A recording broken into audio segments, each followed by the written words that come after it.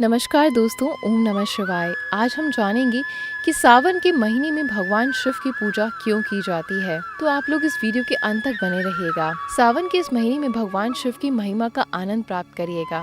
और अगर आपको ये वीडियो पसंद आ जाता है तो वीडियो को जमकर शेयर करिएगा, लाइक करिएगा और चैनल को जरूर सब्सक्राइब करिएगा। तो चलिए आज की प्यारी सी कहानी शुरू करते हैं। पौराणिक कथाओं के अनुसार शिव पुराण में ये वर्णित है कि जब सभी देवों और राक्षसों के द्वारा समुद्र मंथन किया जा रहा था, तब अनेक बहुमूल्य वस्तुओं के साथ साथ कालकूट नाम का एक महाविषैला हलाहल भी निकला था, जिसे भगवान शिव ने अपने कंठ में धारण किया था। परंतु विषपान करने से भगवान शिव का तापमान अत्यधिक बढ़ता जा रहा था, जिससे भगवान इंद्र ने शिव जी पर भारी बारिश की, जिससे भगवान शिव का तापमान कम हो गया। जब भगवान देव शिव के ऊपर जल की वर्षा कर रहे थे, तो वह महीना सावन का ही था। शिव जी इंद्र के द्वारा जल वर्षा करने से बहुत प्रसन्न हो जाते हैं और इंद्र को ये वरदान देते हैं कि तुमने सावन माह में जल वर्षा करके मुझे ठंडक पहुंचाई है, इसलिए आज से सावन का ये महीना मुझे बहुत ज्यादा प्रिय होगा। जो कोई भी भक्त सावन के महीने में मुझे जल अर्पित कर मुझे ठंडा करेगा, मेरी विशेष कृपा उस पर होगी। यही कारण है कि तब से लेकर आज तक सावन के महीने में भगवान शिव की पूजा की जाती है। दूसरी मान्यता ये है कि वैशाख और ज्येष्ठ में अत्यधिक तापमान होने के कारण धरती का जो तापमान होता है वो बहुत ज्यादा बढ़ जाता है, जिसकी वजह से धरती पर रहने वाले जीव जंतु बहुत ज्यादा परेशान हो जाते हैं, जिससे सावन के महीने में इंद्रदेव ज्यादा वर्षा करते हैं ताकि सभी जीव प्रसन्न हो सकें। ऐसा भी माना जाता है कि सावन के महीने में भगवान शिव माता पार्वती के साथ धरती पर भ्रमण करने आते हैं।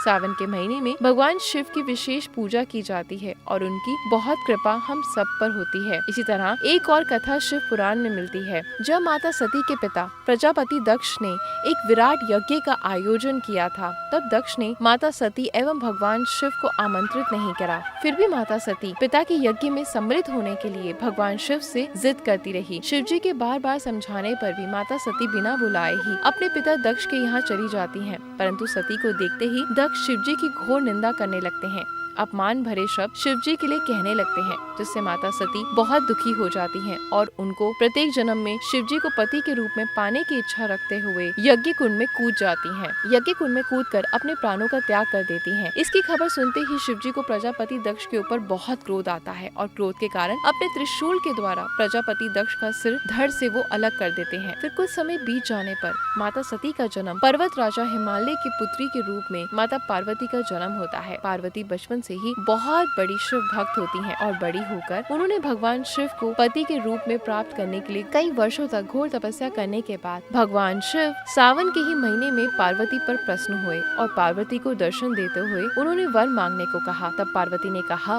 हे प्रभु, मैंने आपको पति के रूप में पाने के लिए घोर तपस्या की है। अगर आप तपस्या से प्रसन्न होकर वरदान देना चाहते हैं तो मुझे वर दीजिए कि मैं जन्म जन्मांतर आपको पति के रूप में प्राप्त करती रहूं और आपकी सेवा करती रहूं। भगवान शिव पार्वती के इस तरह वर मांगने पर बहुत प्रसन्न होते हैं और माता पार्वती को पत्नी के रूप में स्वीकार करते हैं। इसके बाद भगवान शिव ने पार्वती से कहा, जिस तरह तुमने मेरी तपस्या करके मुझे प्रसन्न किया है, उसी प्रकार अगर आप विवाहित कन्या सावन के महीने में जल द्वारा अभिषेक करके चंदन और कुमकुम का लेप करेंगी तो उसको भी वनवांछित वर की प्राप्ति होगी। तभी से आप विवाहित लड़कियां सावन के महीने में भगवान शिव को दूध व जल अर्पित करके कुमकुम चंदन का लेप लगाती हैं, जिससे भगवान शिव प्रसन्न होकर उनको मनचाहा वर देकर मनोवांछित फलों को पूर्ण करते हैं। इसी तरह वैवाहिक दाम्पत्य अपने जीवन को सुखमय बनाने के लिए एवं विद्यार्थी लोग अच्छी शिक्षा प्राप्ति के लिए सावन के महीने में व्रत रखकर भगवान शिव की पूजा आराधना करते हैं, जिससे माता पार्वती और भगवान शिव बहुत प्रसन्न हो जाते हैं। और आप भी सावन के महीने में व्रत पूजा भगवान शिव की अर्चना करते हैं तो कमेंट बॉक्स में ओम नमः शिवाय जरूर लिखें और हमेशा दूसरों का भला करते रहें, किसी की चेहरे की मुस्कुराहट का कारण बने। कभी गलती से भी किसी का दिल ना दुखाएं, किसी को चोट ना पहुंचाएं, किसी की निंदा ना करें, क्योंकि जो आज आप कर रहे हैं वही कर्म आपके आगे भी आएंगे। तो इस बात का ध्यान रखें, अच्छे रास्ते की तरफ चलना शुरू करें। मैं आपसे मिलती हूँ कल कुछ नई कहानियों के साथ। धन्यवाद। ओम नमः शिवाय।